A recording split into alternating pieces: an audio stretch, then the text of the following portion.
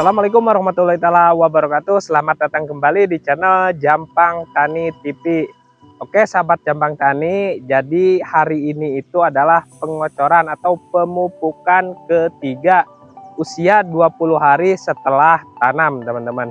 Nah ini perkembangannya setelah 20 hari teman-teman ya.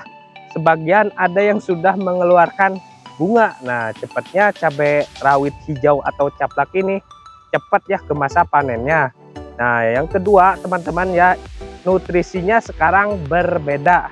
Nah untuk sekarang saya menggunakan asam humat topsoil NPK 1616 ya dari Blue Origin Rusia.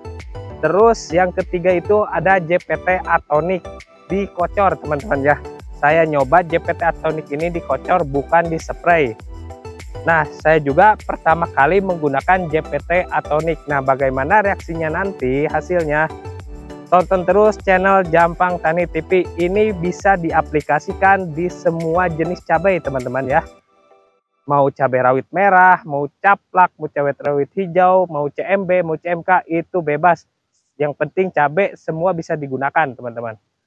Nah, untuk pencampuran pertama kita menggunakan asam humat topsoil. Seperti yang sering saya bahas, kegunaan asam humat itu yaitu untuk menyuburkan tanah kembali teman-teman ya. Menukar kation tanah, mengembalikan sifat fisika, biologi dan kimia tanah teman-teman. Ini sangat penting sekali di mana saya ini lahan bekas. Nah, jadi asam humat topsoil ini adalah untuk penyubur teman-teman. Nah, untuk campuran kedua, saya nyoba ini ada JPT Atonik. Nah, ini JPT Atonik ini saya kocor teman-teman di lubang tanahnya. Gunanya untuk apa? Ini untuk merangsang perakaran JPT Atonik itu ya teman-teman. Ini supaya nanti tunasnya cepat ya. Nah, yang ketiga saya menggunakan NPK 1616. Dari Pak Tani yang Blue Origin Rusia. Nah untuk dosisnya saya menggunakan 2 gelas ale-ale ya teman-teman. Ini untuk 20 liter air. Terus kenapa saya menggunakan NPK di pemupukan ketiga? Karena teman-teman cabai saya ini sudah mulai berbuah. Sudah mulai masuk kalium ya. Karena NPK itu ada nitrogen, ada fosfat dan kaliumnya. Nah setelah tercampur rata kita kocor di lubang tanam kisaran 100 mili atau 1 gelas ale-ale aja teman-teman. Nah ini adalah hasil pemupukan kedua yang kemarin teman-teman. Bisa dilihat cabai rawit hijau caplak ini cepat berbuahnya ya teman-teman. Usia 20 hari sudah membentuk cabang Y. Artinya ini sudah mulai masuk ke fase generatif. Nah di fase generatif kita gunakan ya atau perbanyak unsur hara, fosfat dan kalium guna untuk merangsang buah supaya nanti berbuah lebat. Untuk pengendalian keriting daun teman-teman ya, hama trif tentunya saya baru masuk abamectin teman-teman. Alhamdulillah dari serangan kemarin ada serangan itu sudah pulih. Nah nanti saya share bagaimana dosisnya, pencampurannya supaya pucuk daun cabai kita itu mulus-mulus ya, tanpa ada yang terkena trip.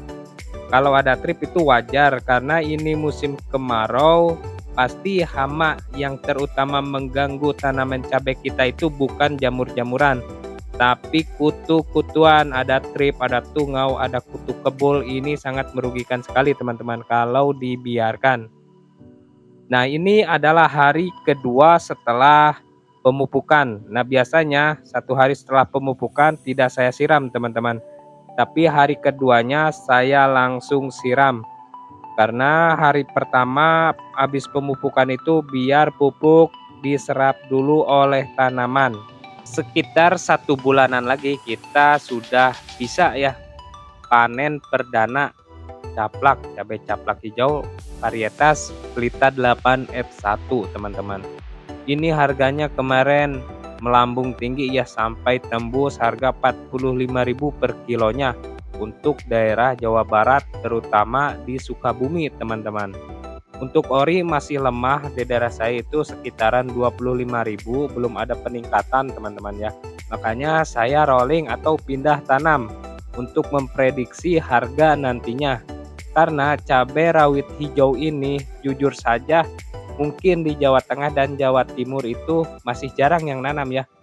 Karena kebanyakan yang nanam cabai caplak ini di daerah Jawa Barat, sehingga ini tidak terlalu banyak pasokan. Mudah-mudahan nanti pas panen ya cabai saya ini dapat momen yang bagus. Nah, ini saya cek pH tanah cabai saya teman-teman ya. Ini saya tidak tabur lagi kapur dolomit. Nah, tadinya ini pH-nya di 6,5 lah, masih bisa standar teman-teman, bisa dikatakan ini standar. Ini real lahan bekas tanpa pupuk dasar, tanpa olah lahan lagi teman-teman.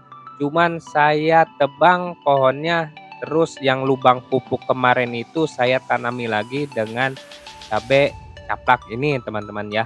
Jadi ini bisa 2 periode tanam.